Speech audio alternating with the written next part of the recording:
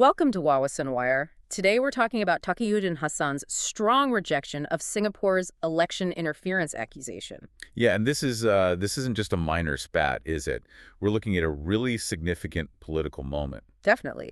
A senior Malaysian political party, Party Islam Si Malaysia, being accused by a neighboring government Singapore, yeah. of meddling in their general election. That's huge. It really is. It escalates things considerably. And the claims are serious. I mean, when a government publicly points fingers like this, the stakes go way up. Absolutely. So our goal today isn't really to play referee, but more to unpack these two very, very different stories. We've got K. Shanmugam from Singapore. Minister for Home Affairs and Law. Right. And then Dato Seri Takiyuddin Hassan, the Secretary General for Parti Islam Si Malaysia.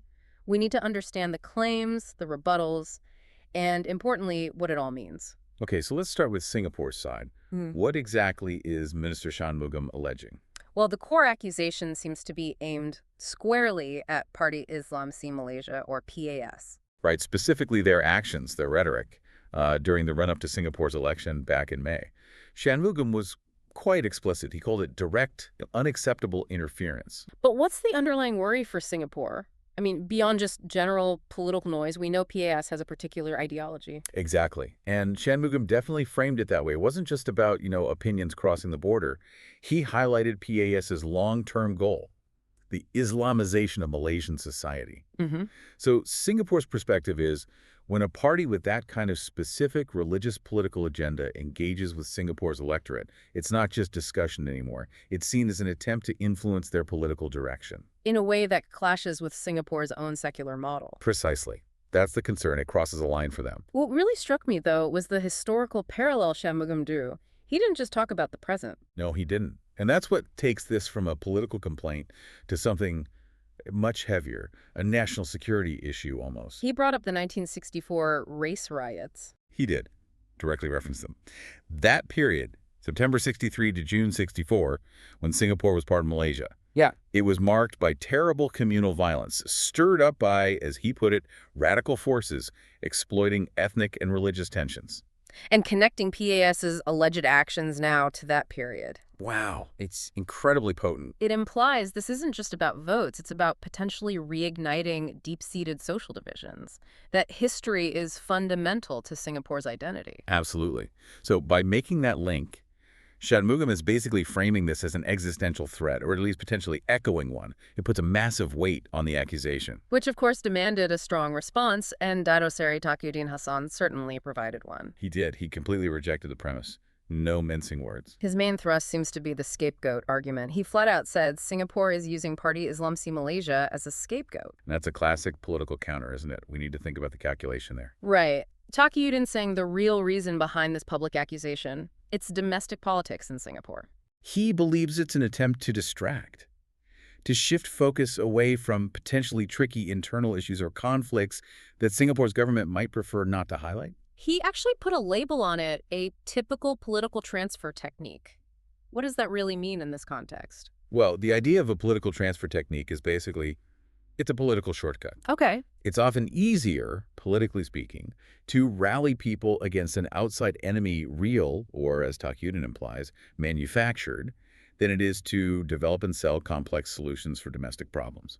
So blame the outsider to create unity at home, even if temporarily. Exactly. Pointing at PAS as the meddler allows the government, in Takiyuddin's view, to consolidate support by directing attention outwards, away from internal matters. And he specifically called it a political shortcut, suggesting it's about short-term gain, maybe avoiding the harder work of long-term domestic policy. He sees it as manipulation. Which brings us right to the heart of this whole thing, doesn't it? Right. Where is the line between legitimate cross-border discussion and actual political interference, especially now with social media and everything? Takiyuddin really pushed back on Singapore's definition. He argued they're blowing things way out of proportion. How so? He framed it as just normal, everyday sharing of opinions and ideas across networks.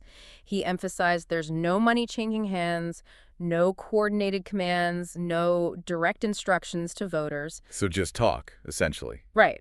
And he argued that calling this kind of ordinary discourse a national security threat is purely for political advantage. And he warned about the implications of that, didn't he? If Yeah. you define interference that broadly. Yes. He said it undermines the meaning of intervention. His point was, if any opinion crossing a border gets labeled interference, you risk chilling legitimate public debate. Hmm. Potentially suppressing ideas that might just reflect shared regional views, or even be constructive. It could set a worrying precedent. He even suggested it showed a lack of confidence on Singapore's part. How did he put that? He suggested a truly mature nation should be able to handle different viewpoints, even from outside, without feeling existentially threatened.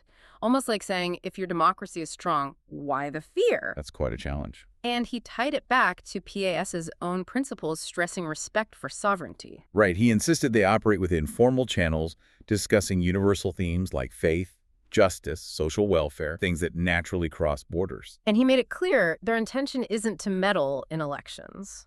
So, two completely different realities presented here. One side sees a dangerous echo of historical trauma and a direct threat. While the other sees a cynical political ploy, a manufactured crisis to distract from domestic issues.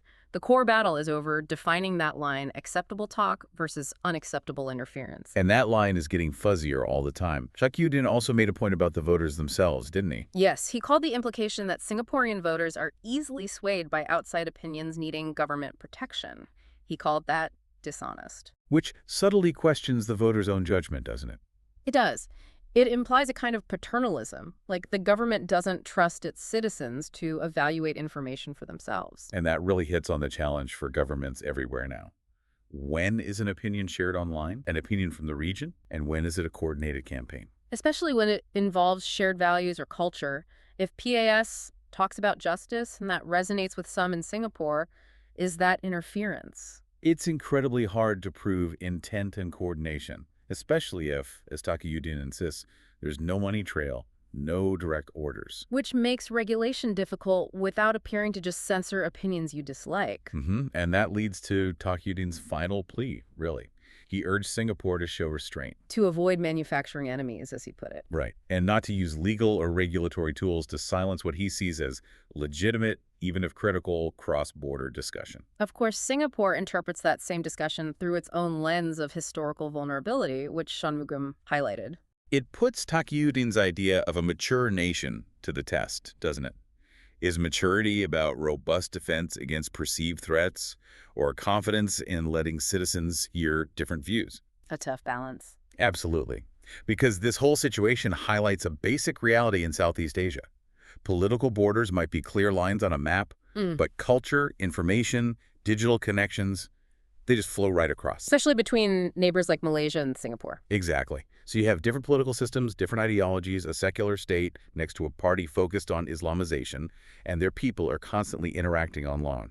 Friction seems almost inevitable. So this whole debate, it's much bigger than just one election. It's really about setting the rules for the road ahead.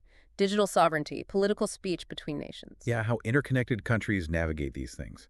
And maybe the final thought to leave people with is this. In trying so hard to protect election integrity, could governments define interference so broadly that they actually end up isolating their own citizens?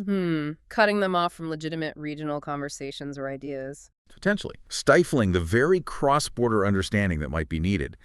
This conflict, it really sets a precedent for how ASEAN nations will have to manage this tension between internal stability and external digital influence. It's a space to watch. Remember to like and subscribe for more videos like this.